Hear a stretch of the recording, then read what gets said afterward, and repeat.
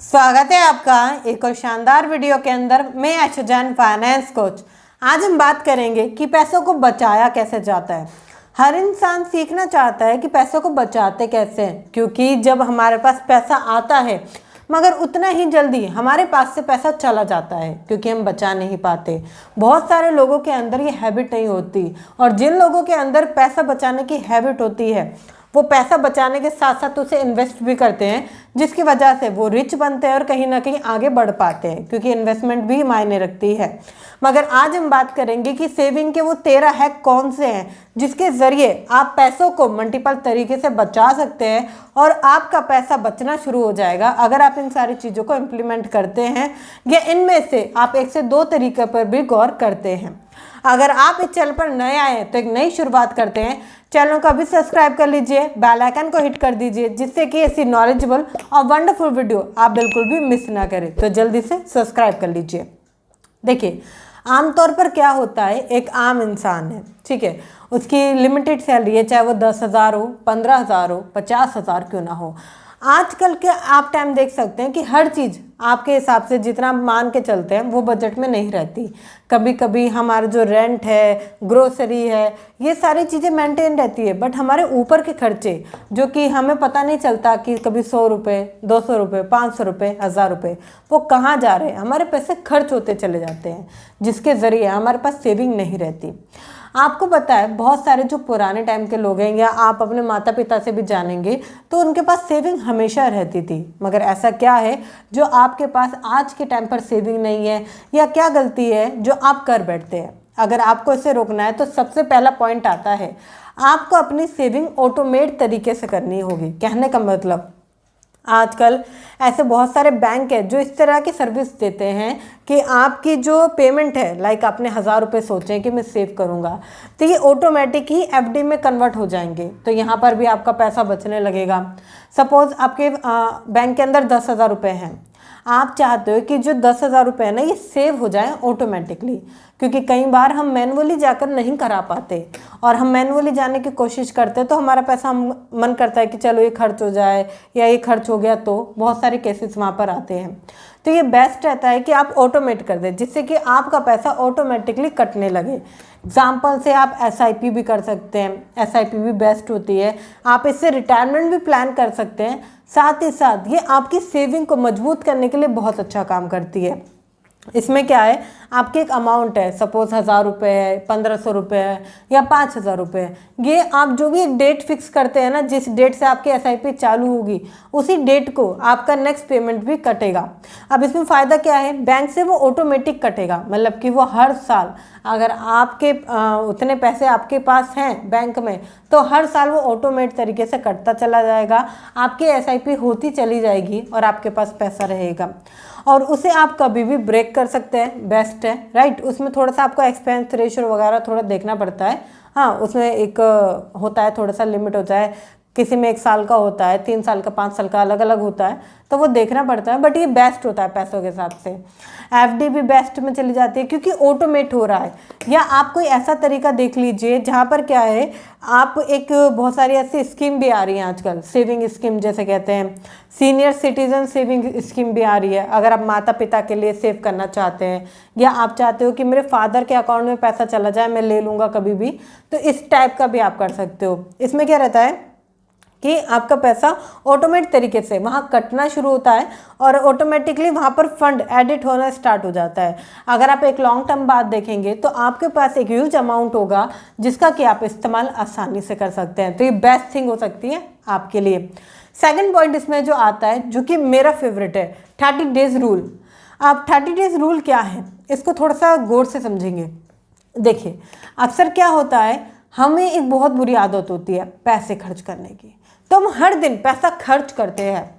कभी 100 रुपये, कभी 200 रुपये, कभी पिज़्ज़ा, कभी रिचार्ज, कभी गोलगप्पे, कभी कहीं। हमारा पैसा वेस्ट बहुत जल्दी होता है, और एक मिडिल क्लास पर्सन कभी भी पैसे बचा नहीं पाता क्योंकि इसका पैसा बहुत जल्दी वेस्ट होना शुरू हो जाता है। आप इसमें एक चीज़ कर सकते हैं, 30 डेज़ के रूल से क्या होगा, आप हमेशा, जैसे कि एक पिगी बैंक होता है, एक पिगी बैंक लेकर आइए, ठीक है, या एक बॉक्स या ऐसी कोई चीज़ जिसमें कि आप पैसा डाल सकें। ठीक है। आपको पर डे एक अमाउंट सोच लेनी है। सपोज आपने 500 रुपये दिन के सोचे, आपने 500 रुपये अगर आप पर डे 30 दिन तक डालेंगे तो आप खुद देख लीजिए वो अमाउंट बढ़ते बढ़ते 10 से 15 हज़ार रुपये तक हो जाती है। आप महीने का 10 से 15 हज़ार रुपये बचा सकते हैं। अब कुछ लोग ऐसे होंगे जो कि पर डे 500 रुपये नहीं बचा सकते, तो आप शुरुआत कीजिए 100 रुपये से। अगर आप 100 रुपये से भी स्टार्ट करते हैं तो आप 3,000 रुपये बचाते हैं मंथली, तो ये बेस्ट है। आप 50 रुपये से शुरुआत करते हैं, 1,500 रुपये बचाते हैं। आप और थोड़ा सा ऊपर लेकर जाते हैं, 300 रुपये पर डे के बचाते हैं, तो आप पूरे 900 रुपये बचाते हैं, सॉरी 9,000 रुपये बचाते हैं आप महीने का, तो ये बेस्ट है, राइट। अगले पॉइंट की अगर मैं बात करूँ, आप सबसे पहले एक health insurance and life insurance लीजिए, क्योंकि देखिए ये सेविंग के सिनेरियो में नहीं आता, बट ये बहुत ज़रूरी है। अब बताती हूँ कैसे। कई बार लोग ये सोचते हैं कि ये हेल्थ इंश्योरेंस या टर्म इंश्योरेंस एक पैसे की वेस्टिंग है, जहाँ हमारा पैसा बर्बाद हो रहा है। नहीं, ये सोचिए कि कभी कोई मेडिकल अर्जेंसी हो जाएगी, ऐसी कोई चीज़ आ जाए जिसकी वजह से आप परेशान हो जाए। एग्जाम्पल से समझाती हूँ। कुछ टाइम पहले की बात है, मेरी जो खुद की भाभी हैं, उनके हाथ में फ्रैक्चर हो गया। उनके हाथ पूरा मतलब गिर गई थी, उनका हाथ पूरा ब्रेक हो गया। इसमें एक चीज़ आई कि उनके हाथ में डॉक्टर ने मतलब कहीं ना कहीं मेडिसिन भी काफ़ी लंबे समय तक चली, सब कुछ हुआ, बट फिर भी उनके बोन में प्रॉब्लम आ गई, जिसकी वजह से ऑपरेशन करना पड़ेगा। अब मेरे भैया के पास पैसे नहीं थे, बिकॉज उन्होंने कभी हेल्थ इंश्योरेंस नहीं कराया, कभी पैसा बचाया नहीं, कभी इन्वेस्टमेंट को गौर नहीं करा। वहाँ पर खर्चा आने वाला था लगभग 4 से 5 लाख रुपए, क्योंकि आसान नहीं था। अब पता नहीं चल रहा था कि वो पैसा कहाँ से आए, तो उन्होंने एक कर्ज ले लिया कि चलो ठीक हो जाना चाहिए। उन्होंने कर्ज ले लिया भारी अमाउंट का, 4 से 5 लाख का।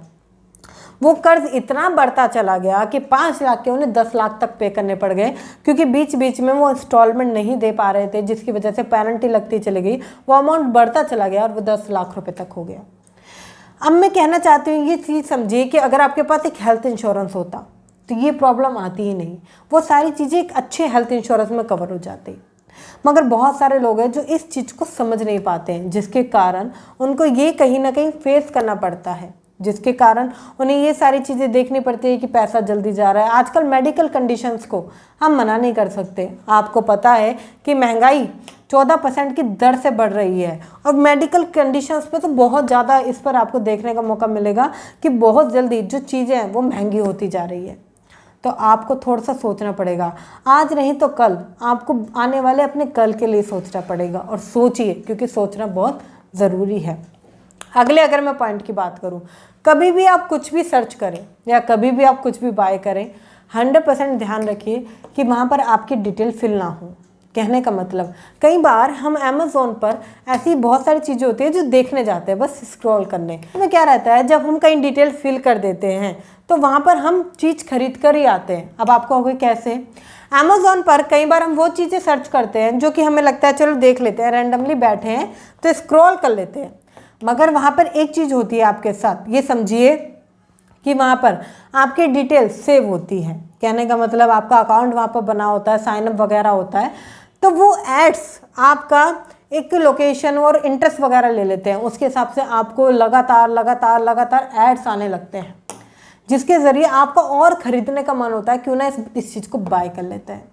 आपको देखने की ज़रूरत है, या आप ऐसे मोड का इस्तेमाल कर सकते हैं जहाँ पर कि आपकी डिटेल साइन अप ना हो, और वहाँ पर आपका पैसा बच जाएगा। क्योंकि कई बार ये एक ट्रैप होता है एक मिडिल क्लास को फंसाने के लिए, कि अगर उसने कोई चीज़ सर्च कर ली किसी पर्सन ने, तो वो सारी चीज़ें उसको दिखती चली जाएंगी, एक मार्केटिंग होना शुरू हो जाती है, जिसके ज़रिए उसको ऑफर्स वगैरह आते हैं, डील्स वगैरह आती हैं, तो वहाँ पर वो बंदा लगता है कि चलो ले लेते हैं। तो ये बहुत गलत है। आपको बचने की कोशिश करनी चाहिए। किसी भी चीज़ को आप सर्च कर रहे हैं तो वहाँ पर डिटेल फिल ना करें जब तक आपको उसे बाय ना करना हो। जाने से पहले एक बोनस टिप आपको देना चाहूँगी, पैसे बचाने से ज़्यादा फोकस आप पैसे कमाने पर कीजिए, क्योंकि पैसा आप लिमिटेड कमा रहे हो उसमें से बचाओगे तो खर्चे कम होंगे, बहुत सारी चीज़ें आपको देखनी पड़ेगी।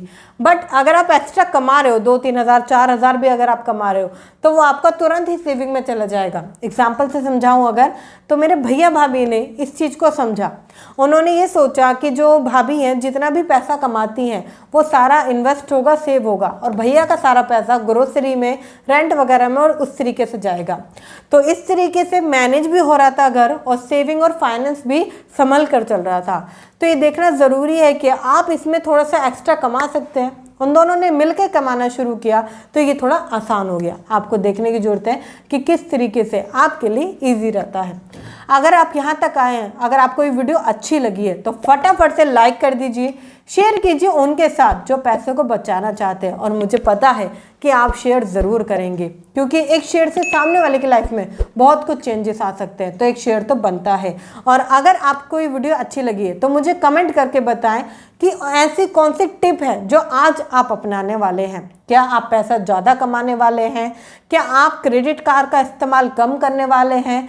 क्या आप 30 डेज रूल का इस्तेमाल करेंगे, या आप स्पेंडिंग लेस करेंगे? आप क्या करने वाले हैं वो कमेंट ज़रूर कीजिएगा, क्योंकि आपका एक कमेंट सामने वाले को एक नई इंस्पिरेशन देता है कि वो भी सेविंग कर सकते हैं। तो एक कमेंट तो बनता है। मिलते हैं फिर किसी शानदार वीडियो के साथ, तब तक के लिए थैंक यू सो मच।